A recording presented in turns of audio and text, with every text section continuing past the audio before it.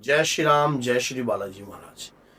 जो लोग हर देवी देवता की पूजा करते हैं, क्या उनकी पूजा स्वीकार नहीं होती है? क्या देवी देवता उनकी पूजा स्वीकार नहीं करते हैं? तो ये बड़ा इंटरेस्टिंग जो है सवाल है। किसी भक्त ने पूछा तो मैंने सोचा इस पर एक वीडियो बनानी चाहिए कि जो हर जगह मत्था टेकते हैं, कभी यहाँ चलेंगे, कभी वहां चलेंगे, कभी वहां चलेंगे, तो क्या उनकी पूजा स्वीकार नहीं होती? और जो लोग हनुमान चालीसा, फिर भैरव चालीसा, फिर काली चालीसा, फिर ये चालीसा, फिर शनि चालीसा, तो क्या वाकई में ये सारी चालीसाएं लगातार पढ़ने से कई लोग पढ़ते हैं? अगर आप नहीं पढ़ते तो कई लोग पढ़ते हैं लगातार, क्या उनकी पूजा स्वीकार नहीं होती? आज सारी जानकारी आपको प्राप्त हो जाएगी। देखिए क्या होता है कि भगवान की पूजा करने से शक्ति तो मिलती है, लेकिन कौन से भगवान की, किस देवी देवता की पूजा करनी चाहिए? सबसे पहली बात तो उस देवी देवता की पूजा करनी चाहिए जिसका आपके हृदय के तार जुड़े हुए हैं। और आप अगर इस प्रकार से पूजा करते हो तो आपकी पूजा स्वीकार नहीं होती। क्यों नहीं होती? सुन लीजिए, इसके पीछे भी कारण है। इसके पीछे कारण ये है, अगर एक नदी अपने कई रूप ले लेती है, बढ़ जाती है, थोड़ा पानी ऐसे इधर थोड़ा, इधर थोड़ा, इधर थोड़ा, इधर, तो उसकी शक्ति क्षीण होती है। अगर एक नदी पूरे बहाव में एक सूर में चलती है तो बड़े से बड़े पहाड़ को भी लाकर उसके ऊपर से भी निकल सकती है। तो ये बात हमेशा याद रखना। जब हम अपने इष्ट, जिनका इष्ट नहीं होते, जो अपने इष्ट को धारण नहीं करते हैं, जैसे मान लीजिए आपकी भक्ति हनुमान जी के प्रति है, आप हनुमान जी की पूजा करते हो, उसके बाद फिर हर देवी देवता की आप हनुमान चालीसा के बाद हर चालीसा पढ़ते हो, हर चीज करते हो, मत्था निकाल टेक रहे हो, तो आपके शरीर पर ऊर्जा नहीं बनेगी, ऊर्जा नहीं बनेगी, और आप इष्ट इष्ट पर पूर्ण रूप से विश्वास भी नहीं कर पा रहे हो। इष्ट एक, काम अनेक।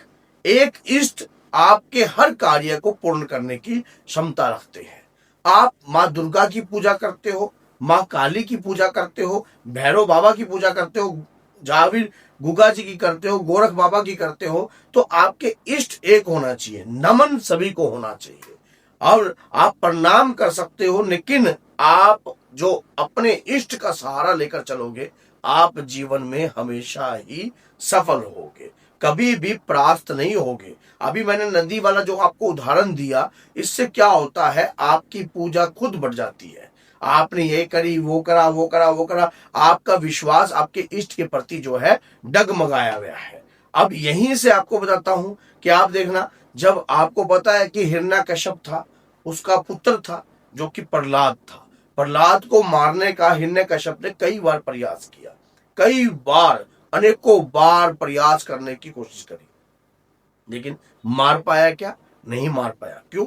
वह जब उसे पहाड़ों से नीचे गिरा, उसने एक ही देवी देवता का ध्यान किया। कौन सा?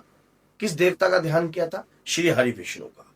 उनका विश्वास हरि में था, तो हरि ने आकर उनकी रक्षा करी। वहां पर क्या उन्होंने भगवान शिव को याद किया था?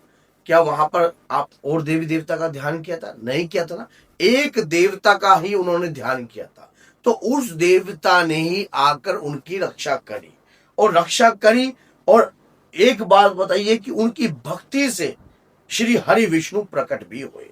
अगर हम अपने देवी देवता पर, अपने इष्ट पर पूर्ण विश्वास कर कर चलते हैं, तो हमारी शक्ति जो है अनेकों रूप में प्रकट होती है, और वो अलग अलग प्रकार से हमारी रक्षा करती है।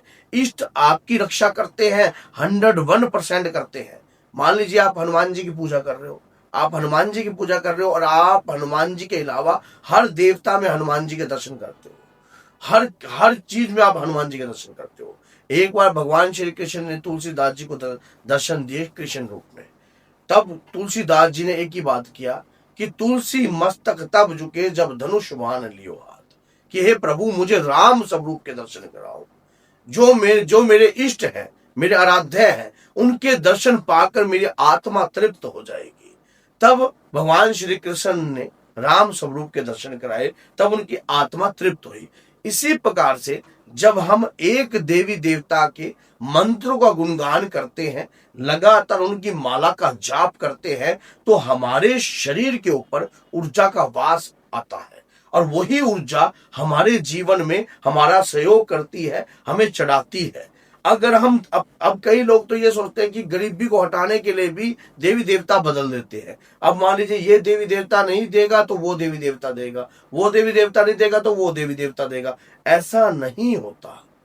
इष्ट एक होते हैं तो काम अनेक होते हैं आपके। आप अपने इष्ट पर पूर्ण विश्वास रखकर कार्य कीजिए, अपने कुल देवी देवता पर विश्वास रखकर कार्य कीजिए, अपने पितृ देवता पर विश्वास रखकर कार्य कीजिए, अपने गुरु पर विश्वास रखकर कार्य कीजिए। आपके कार्य सफल जरूर होंगे।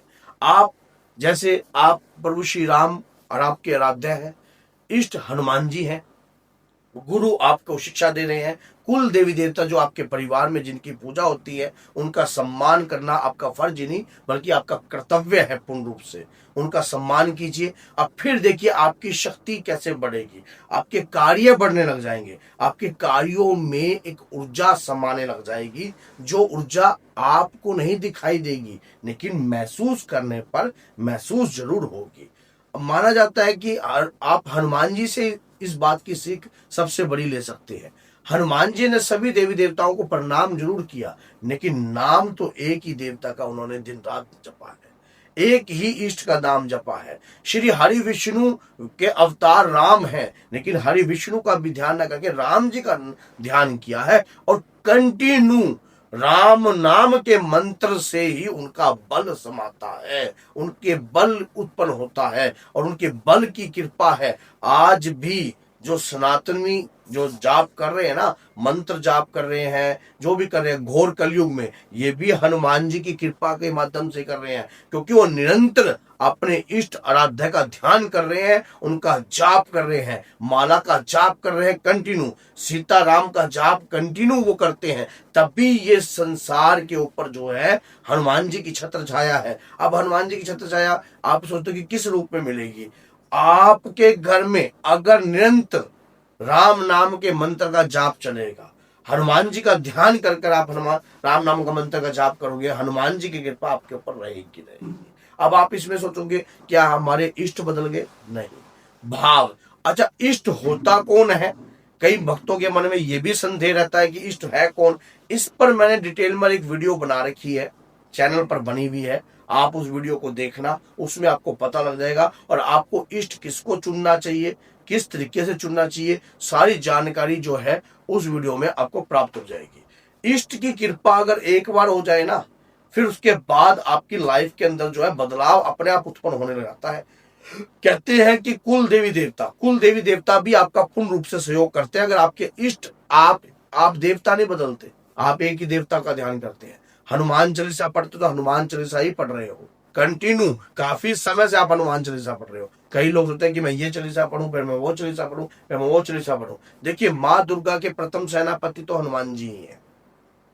हनुमान जी का ध्यान कर कर अगर आप कोई भी कार्य करते हो तो आपकी यात्रा भी पूर्ण होती है और आपके ऊपर कृपा भी होती है। ये बात आप इसमें संदेह हटा देना, क्योंकि हनुमान जी की कृपा आपके ऊपर आएगी और 101% आएगी। अगर ये वीडियो अच्छी लगी है तो लाइक कीजिए, चैनल को सब्सक्राइब कीजिए और 10 लोगों तक जरूर शेयर कीजिए। तो बोलिए जय सीताराम, जय माता दी।